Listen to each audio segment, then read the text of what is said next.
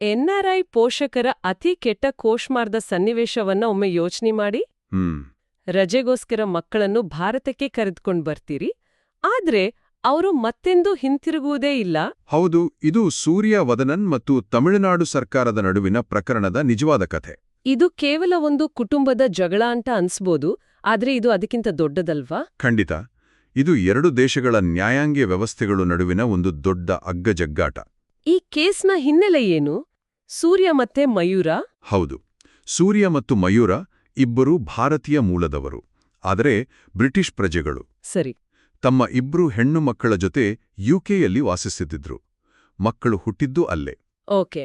ಸಂಬಂಧದಲ್ಲಿ ಸಮಸ್ಯೆಯಾದಾಗ ಮಯೂರ ಮಕ್ಕಳನ್ನ ಭಾರತಕ್ಕೆ ಕರೆತಂದು ವಾಪಸ್ ಹೋಗಲು ನಿರಾಕರಿಸ್ತಾರೆ. ಇದನ್ನೇ ಇಂಟರ್ಪೇರೆಂಟಲ್ ಚೈಲ್ಡ್ ಅಬ್ಡಕ್ಷನ್ ಅಂತ ಕರೆಯೋದಲ್ವಾ? ನಿಖರವಾಗಿ. ಅಂದ್ರೆ ಒಬ್ಬ ಪೋಷಕರು ಇನ್ನೊಬ್ಬರ ಅನುಮತಿ ಇಲ್ಲದೆ ಮಕ್ಕಳನ್ನು ಗಡಿದಾಟಿಸುವುದು. ಆಗ ತಂದೆ, ಅಂದ್ರೆ ಸೂರ್ಯ, ಸುಮ್ನೆ ಕೂರ್ಲಿಲ್ಲ.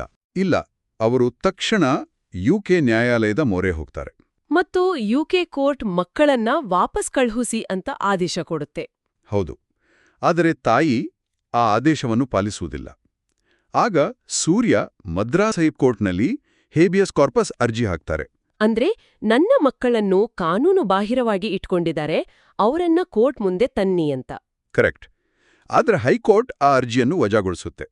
ಯಾಕಂದ್ರೆ ತಾಯಿಯ ವಶದಲ್ಲಿ ಮಕ್ಕಳಿರುವುದು ಕಾನೂನು ಬಾಹಿರ ಅಲ್ಲ ಅಂತ.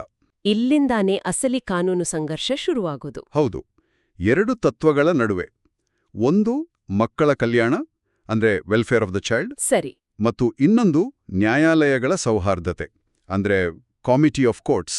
ನ್ಯಾಯಾಲಯಗಳ ಸೌಹಾರ್ದತೆ, ಇದು ಕೇಳೋಕೆ ಸ್ವಲ್ಪ ಕ್ಲಿಷ್ಟವಾಗಿದೆ. ಸರಳವಾಗಿ ಹೇಳೋದಾದ್ರೆ ಇದ್ರ ಅರ್ಥವೇನು? ಖಂಡಿತ. ಇದನ್ನ ಹೀಗೆ ಯೋಜನಿಸಬಹುದು. ಒಬ್ಬ ಡಾಕ್ಟರ್ ಹತ್ರ ಒಬ್ಬ ಪೇಷಂಟ್ ಚಿಕಿತ್ಸೆ ಶುರು ಮಾಡಿದ್ಮೇಲೆ ಇನ್ನೊಬ್ಬ ಡಾಕ್ಟರ್ ಮಧ್ಯೆ ಬಂದು, ಇಲ್ಲ ನಾನ್ ಹೇಳ್ದಾಗ ಕೇಳಿ ಅಂತ ಹೇಳಲ್ಲ. ಹೌದು, ಅದು ಸರಿಯಲ್ಲ. ಅವರು ಮೊದಲ ಡಾಕ್ಟರ್ನ ಪರಿಣಿತಿಯನ್ನು ಗೌರವಿಸ್ತಾರೆ. ನ್ಯಾಯಾಲಯಗಳ ಸೌಹಾರ್ದತೆಯೂ ಹಾಗೆಯೇ. ಒಂದು ದೇಶದ ಕೋರ್ಟು ಇನ್ನೊಂದು ದೇಶದ ಕೋರ್ಟಿನ ಅಧಿಕಾರ ಮತ್ತು ತೀರ್ಪನ್ನು ಗೌರವಿಸುವುದು. ಓಹೋ, ಓಕೆ. ಈ ಪ್ರಕರಣ ಸುಪ್ರೀಂ ಕೋರ್ಟ್ಗೆ ಹೋದಾಗ ಅವರು ಫಸ್ಟ್ ಸ್ಟ್ರೈಕ್ ಅನ್ನೋ ತತ್ವದ ಬಗ್ಗೆ ಮಾತಾಡಿದ್ರು. ಇದರ ಅರ್ಥ ಯಾರು ಮೊದಲು ಕೇಸ್ ಹಾಕಿದ್ರು ಅಂತನಾ? ಒಳ್ಳೆಯ ಪ್ರಶ್ನೆ. ಅದು ಅಷ್ಟು ಸರಳವಲ್ಲ. ಫಸ್ಟ್ ಸ್ಟ್ರೈಕ್ ಅಂದ್ರೆ ಯಾರು ಮೊದಲು ಅರ್ಜಿ ಸಲ್ಲಿಸಿದ್ರು ಅಂತಲ್ಲ.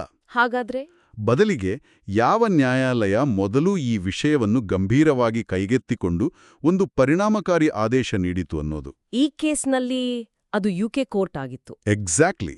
ಹಾಗಾಗಿ ಸುಪ್ರೀಂ ಕೋರ್ಟ್ ಆ ಫಸ್ಟ್ ಸ್ಟ್ರೈಕ್ ಅನ್ನು ಮಾನ್ಯ ಮಾಡಿತು. ಅಂದ್ರೆ ಫಸ್ಟ್ ಸ್ಟ್ರೈಕ್ ಒಂದೇ ಕಾರಣ ಅಲ್ಲ, ಕೋರ್ಟ್ ಇನ್ನೊಂದು ಆಳವಾದ ಪ್ರಶ್ನೆಯನ್ನು ಕೇಳಿದ ಹಾಗೆ ಕಾಣುತ್ತೆ. ಆ ಮಕ್ಕಳ ನಿಜವಾದ ಮನೆ ಯಾವುದು? ನಿಖರವಾಗಿ. ಅದನ್ನೇ ಅತ್ಯಂತ ನಿಕಟ ಸಂಪರ್ಕ ಅಥವಾ ಮೋಸ್ಟ್ ಇಂಟಿಮೇಟ್ ಕಾಂಟ್ಯಾಕ್ಟ್ ಸಿದ್ಧಾಂತ ಅಂತ ಕರೆಯೋದು. ಸರಿ. ಆ ಮಕ್ಕಳು ಬ್ರಿಟಿಷ್ ಪ್ರಜೆಗಳು. ಅವರ ಹುಟ್ಟು, ಬೆಳವಣಿಗೆ, ಶಾಲೆ, ಸ್ನೇಹಿತರು, ಸೋಷಿಯಲ್ ಲೈಫು ಎಲ್ಲವೂ ಯುಕೆಯಲ್ಲೇ ಇತ್ತು. ಅವರು ಭಾರತಕ್ಕೆ ಬಂದಿದ್ದು ಕೇವಲ ರಜೆಗಾಗಿ. ಹೌದು. ಸೊ ಅವರ ಭವಿಷ್ಯದ ಬಗ್ಗೆ ನಿರ್ಧರಿಸಲು ಯುಕೆ ನ್ಯಾಯಾಲಯವೇ ಹೆಚ್ಚು ಸೂಕ್ತ ಸ್ಥಳ ಅಂತ ಸುಪ್ರೀಂ ಕೋರ್ಟ್ ತೀರ್ಮಾನಿಸಿತು. ಇದು ಬಹಳ ಇಂಟ್ರೆಸ್ಟಿಂಗ್. ಯಾಕಂದ್ರೆ ಸುಪ್ರೀಂ ಕೋರ್ಟ್ ಮಕ್ಕಳನ್ನ ತಂದೆಯ ವಶಕ್ಕೆ ಕೊಡ್ಲಿಲ್ಲ. ಇಲ್ಲ, ಕೊಡ್ಲಿಲ್ಲ. ಬದಲಿಗೆ ಮಕ್ಕಳನ್ನ ವಾಪಸ್ ಯುಕೆಗೆ ಕಳಿಸಿ ಅಲ್ಲಿನ ಕೋರ್ಟ್ ಅವರ ಪಾಲನೆ ಬಗ್ಗೆ ನಿರ್ಧಾರ ಮಾಡ್ಲಿ ಅಂತ ಹೇಳಿತು. ಅಂದ್ರೆ ಒಬ್ಬ ರೆಫರಿ ತರ ವರ್ತಿಸಿತು. ಹೌದು, ಇದೊಂದು ತುಂಬಾ ಸೂಕ್ಷ್ಮವಾದ ವ್ಯತ್ಯಾಸ. ನಮ್ಮ ಕೆಲಸ ಮಕ್ಕಳ ಪಾಲನೆಯ ಹಕ್ಕನ್ನು ನಿರ್ಧರಿಸುವುದಲ್ಲ, ಬದಲಿಗೆ ಆ ನಿರ್ಧಾರವನ್ನು ಯಾರು ತೆಗೆದುಕೊಳ್ಳಬೇಕು ಅಂತ ಹೇಳೋದು ಅಂತ ಸುಪ್ರೀಂ ಕೋರ್ಟ್ ಸ್ಪಷ್ಟಪಡಿಸಿತು. ಹಾಗಾದ್ರೆ ಈ ಇಡೀ ಪ್ರಕರಣದಿಂದ ನಾವೆಲ್ಲರೂ ಕಲಿಬೇಕಾದ ಪಾಠವೇನು? ಸಾರ್ವಜನಿಕರಿಗೆ ಒಂದು ಸ್ಪಷ್ಟ ಸಂದೇಶವಿದೆ.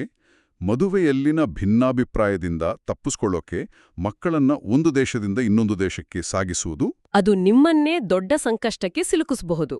ಹೌದು, ಮತ್ತು ಅದು ಮಕ್ಕಳ ಹಿತದೃಷ್ಟಿಯಿಂದಲೂ ಸರಿಯಲ್ಲ. ಇನ್ನು ಕಾನೂನು ವೃತ್ತಿಪರರಿಗೂ ಒಂದು ಪಾಠವಿದೆ ಅಂತ ಅನ್ಸುತ್ತೆ. ಖಂಡಿತ.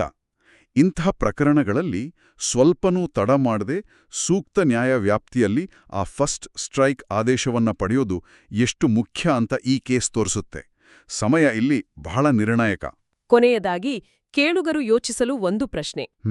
ಜಾಗತೀಕರಣಗೊಂಡ ಈ ಜಗತ್ತಿನಲ್ಲಿ ದೇಶಗಳ ಗಡಿಗಳು ಅಳಿಸಿ ಹೋಗುತ್ತಿರುವಾಗ ಪೋಷಕರ ಹಕ್ಕುಗಳು ಮತ್ತು ಮಕ್ಕಳ ಕಲ್ಯಾಣದ ನಡುವೆ ಒಂದು ಸೂಕ್ಷ್ಮ ಸಮತೋಲನವನ್ನ ಸಾಧಿಸುವುದು ನಿಜವಾಗಿಯೂ ಎಷ್ಟು ಸವಾಲಿನದ್ದು.